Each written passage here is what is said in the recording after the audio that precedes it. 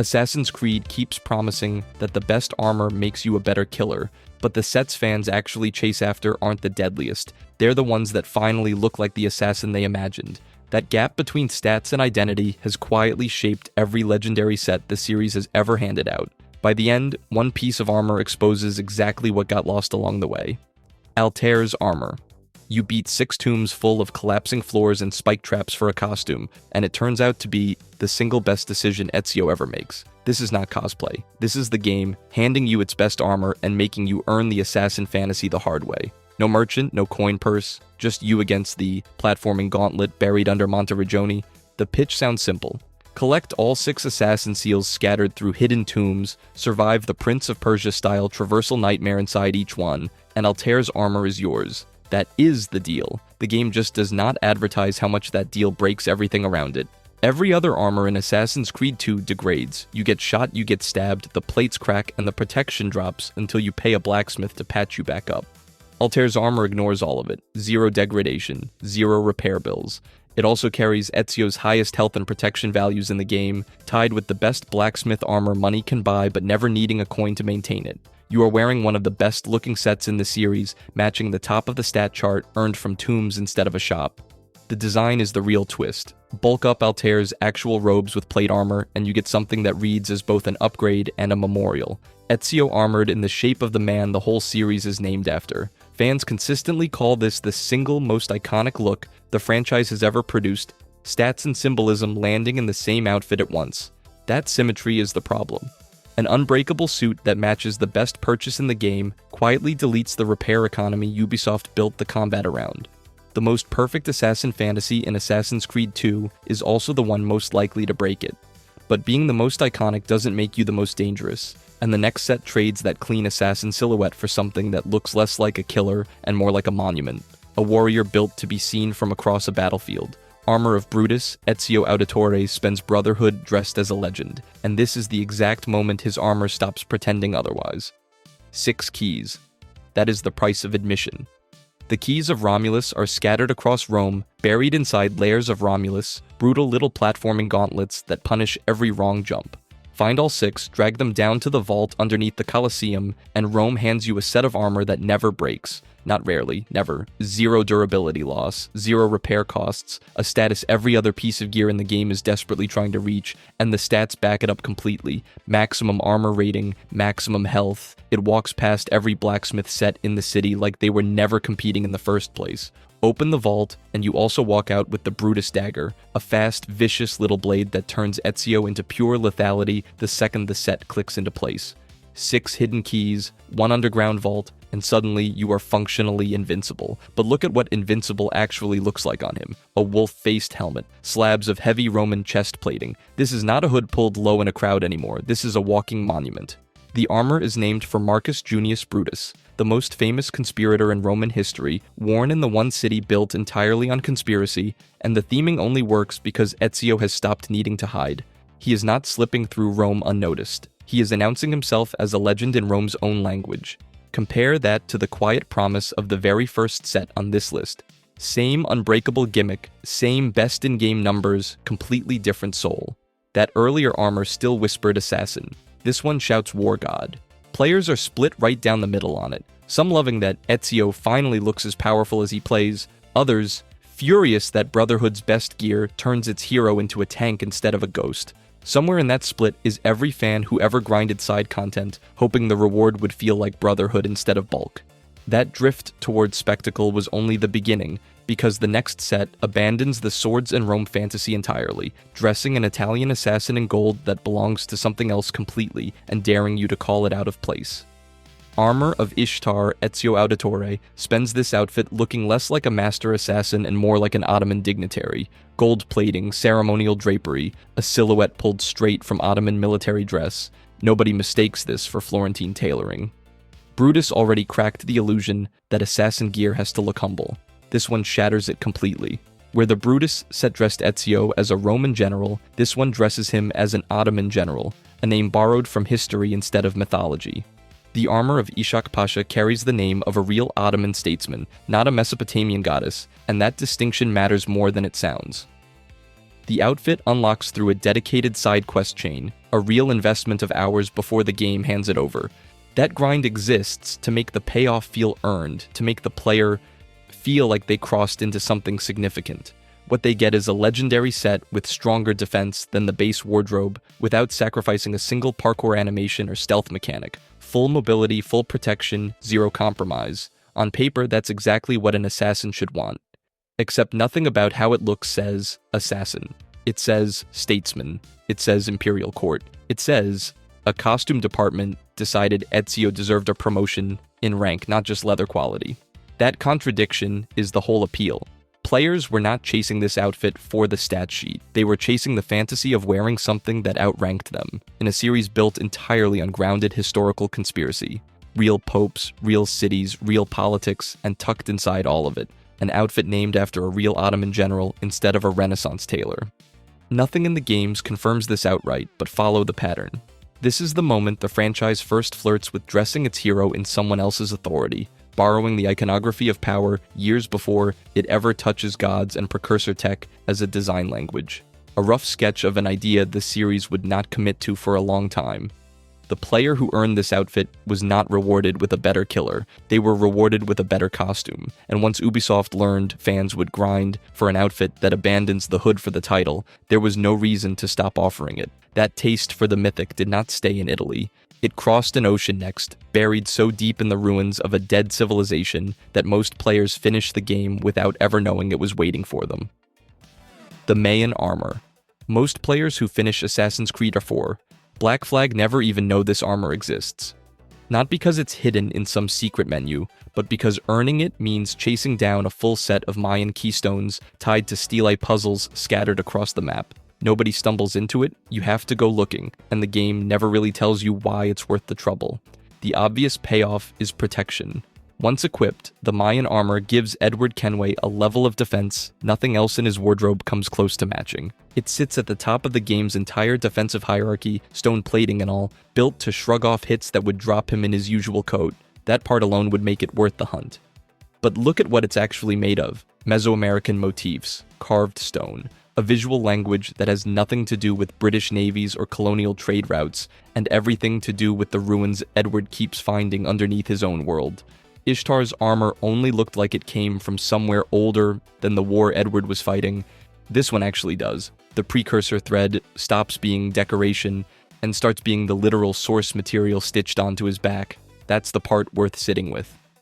A pirate chasing riches and reputation spends the whole game hunting treasure and legend, and the strongest suit he can find is the one built by a civilization that was already gone before his war even started.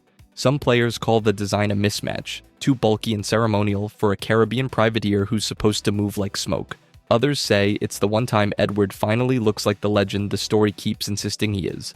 Either way, the armor works exactly as intended, and almost nobody sees it in action, because almost nobody finishes the puzzles required to wear it. That's the uncomfortable part. The best defense in the entire game is also the most invisible, but hidden power only matters if you go looking for it, and the next entry flips that entirely. An outfit almost every player wears constantly, worn not because it was earned, but because it became the face of an entire character.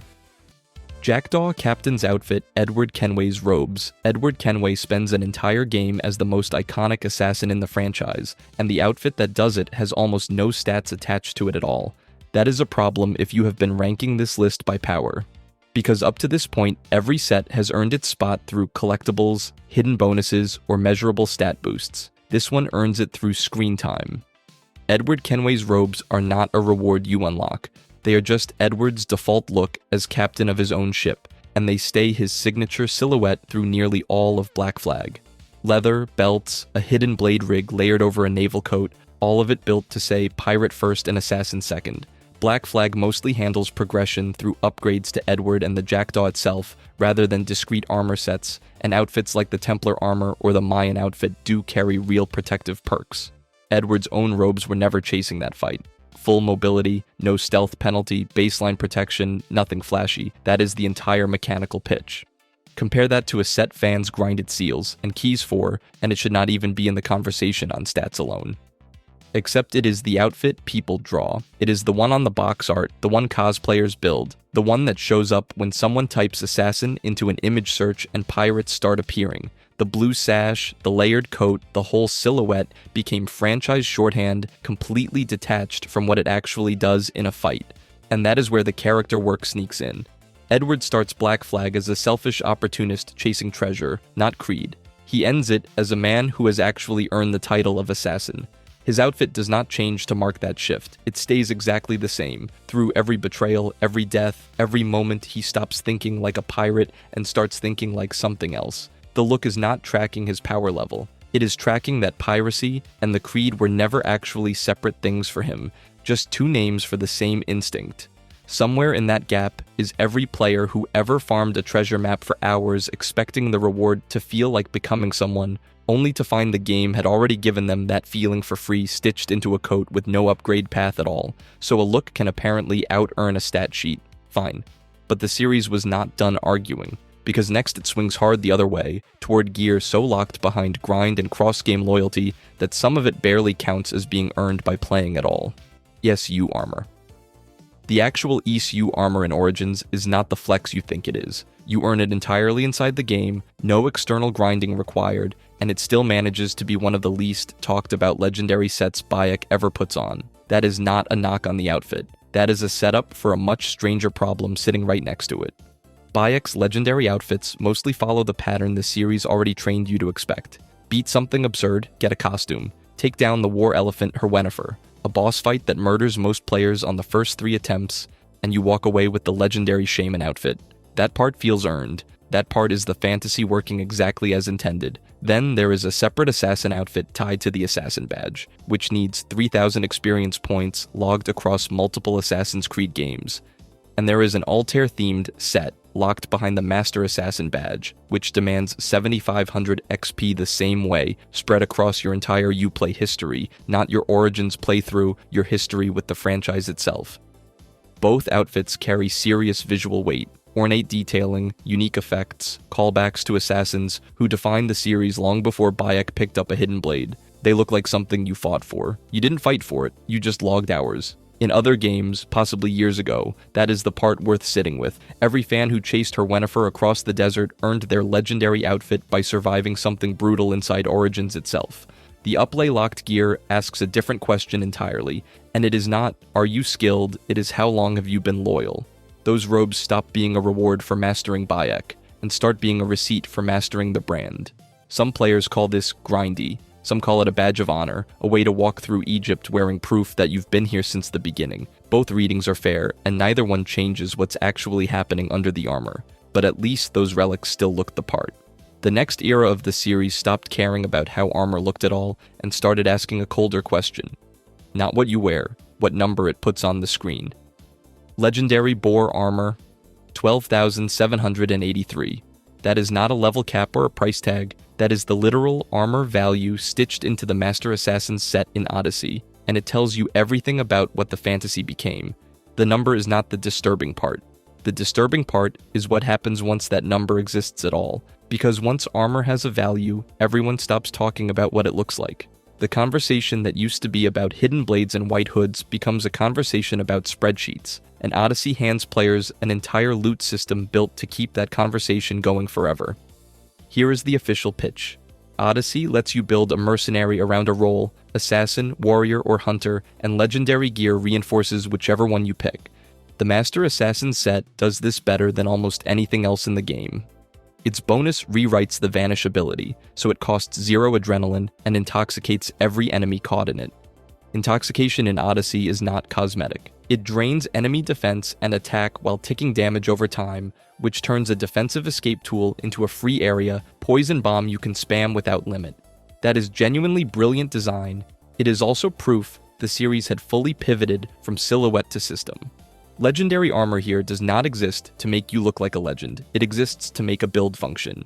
Engravings slot in to keep these sets relevant deep into the late game, so a player is not chasing a look anymore. They are chasing an upgrade path. Somewhere in that loop is a player who spent actual hours hunting cultist clues and mercenary contracts just to feel like the assassin the marketing promised them, and what they got back was a gear score.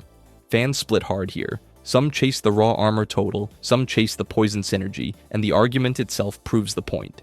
Nobody in that debate is discussing what an assassin is supposed to be. They are discussing what a build does. Yet buried under all those stat sheets, one set fought back, refusing to be just a build, and insisting instead on being a name, gear that a character wears, because it's who they are before it's ever what it does. Wolf-Kissed armor. Somewhere out there is a level 90 Eivor wearing the Raven Clan armor with garbage stats, and they would not trade it for anything in the game. That is not nostalgia. That is rebellion. Because Valhalla spent the last several hours training you to think in spreadsheets, and the Raven Clan set is the moment a chunk of the fanbase quietly said no thanks. The set itself is simple on paper. It is tied to Eivor's own starting identity. The raider you become before the game even hands you a full skill tree, worn by someone who earned the epithet Wolf-Kissed in those same opening hours. Fur, leather, heavy Norse cloth, built for a raider who still needs to climb a wall and vanish into a crowd. Valhalla's gear system works in synergy sets, so wearing the full Raven Clan kit unlocks bonuses tuned for a balanced fighter, someone equally comfortable swinging an axe or lining up a hidden blade kill. It is armor built for exactly what Eivor is, not a pure warrior, not a pure assassin, both at once. And then the endgame arrives with sets that objectively outperform it. Heavier armor, sharper bonuses, better everything on the stat sheet. By the numbers, keeping the Raven Clan look equipped past the first act is a mistake. Players do it anyway. Valhalla lets you transmog, keep the appearance of one set while running the stats of another, and an enormous share of the community uses that system for exactly one purpose, stapling the Raven Clan look onto whatever broken legendary armor they actually need to survive. They fought through hours of grinding for numbers they will never see because the Raven on their back matters more than the number on their screen. That is the whole argument of this ranking sitting inside one gear slot. Somewhere between the pure math of the last set and whatever comes next, players took the wheel back from the spreadsheet themselves, refusing to let a costume that meant something get filed away as obsolete. Eivor never stopped being wolf-kissed just because a rarer chest piece dropped, and enough players agreed with that to break the game's own logic on purpose. But that look was earned through hours, through choices, through a character actually playing the part. What comes next belongs to someone who barely lifts a finger, wearing gear with almost nothing on the stat sheet at all, and somehow carrying more weight than anything on this list so far. Desmond's robes. 0 armor rating, 0 defense stat. 0 reason on paper for this outfit to rank anywhere near a list built on numbers, and yet here it is. Desmond Miles spends most of Brotherhood strapped to a chair or hunched over a keyboard, and then, for a few story-critical minutes and in the promotional material surrounding the game, he appears in white robes with red accents and suddenly looks exactly like the man whose memories he's been bleeding through for 3 games. That's it. That's the whole mechanical package. No repair costs, no seals to hunt, no merchant haggling. Compare that to the previous entry's trick of hiding real stats under a costume nobody expected, and you start to see the pattern crack open even further. Wolf-Kissed proved a look could smuggle in power. Desmond's robes proved the look never needed the power to begin with. The design isn't subtle. It's Altair's silhouette rebuilt on modern proportions, modern animations, a modern body wearing a 12th century idea. Players caught it instantly. The white cloth, the red accents, the hood, all of it mapped directly onto a guy who spends the rest of the game in a hoodie and jeans. This isn't a costume swap for variety. It's the Animus reaching out of the simulation and physically dressing its user in his own bloodline. And that's the part that stings if you think about it for more than a second. Somewhere in this timeline is a person who never asked to inherit a war, who got pulled out of a normal life and slowly turned into a vessel for dead men's memories, and the robes are the moment the story stops pretending he has a choice about it. Abstergo built the Animus to mine history. What it actually did was manufacture an heir. Fans have gone looking for hidden stats anyway, because that's what this franchise trained everyone to expect from anything you can put on a character. Nothing's there, no armor value, no unlock chain, no upgrade path. The robes exist purely to be seen, which is exactly why nobody forgets them. So if meaning without power can rank this high, one question is left standing, the one the whole ranking has been afraid to answer. What does armor look like when it finally stops trying to make you a legend, and remembers what an assassin was supposed to be in the first place? Master Assassin Armor. The best armor in this entire ranking does not make you glow, does not make you tower over guards, does not make a single soul in the crowd turn their head. It makes you disappear. That is the whole trick. And after 9 sets that kept getting louder, that quiet is the loudest statement in the list. Call it what the games call it. Master Assassin. The name shows up again and again across the franchise, and every time it does, it means the same thing. This is the gear for people who actually want to be assassins, not action heroes wearing a hood. In Odyssey, the Master Assassin set pushes past 12,000 armor and pairs it with a Vanish bonus built entirely around removing you from a fight before anyone knows you were there.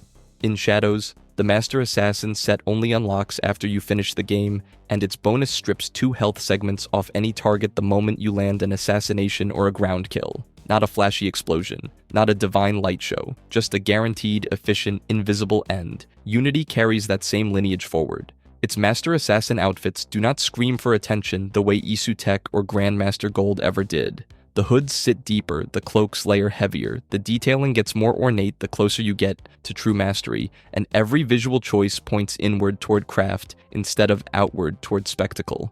Compare that to the Warrior plating a few entries back, engineered to be admired mid-swing. This set was engineered to be forgotten mid-kill. That is the whole ranking, laid bare. Every set before this one tried to answer the same question with volume. Make the assassin look powerful. Make the assassin look chosen. Make the assassin look like a god wearing borrowed jeans. And somewhere in that chase, the actual job got left behind. You do not need 12,000 armor to convince a guard you are dangerous. You need him to never see you at all. That is the fantasy players were originally sold, the one under every seal hunted and every artifact chased for hours just to earn a set of robes that meant something. Not a walking stat sheet, not a mythic trophy, a ghost. The Master Assassin set does not make you a legend. It makes you the thing legends are told about after they disappear. It didn't just close out the ranking, it quietly proved every louder set before it had been chasing the wrong definition of powerful the entire time.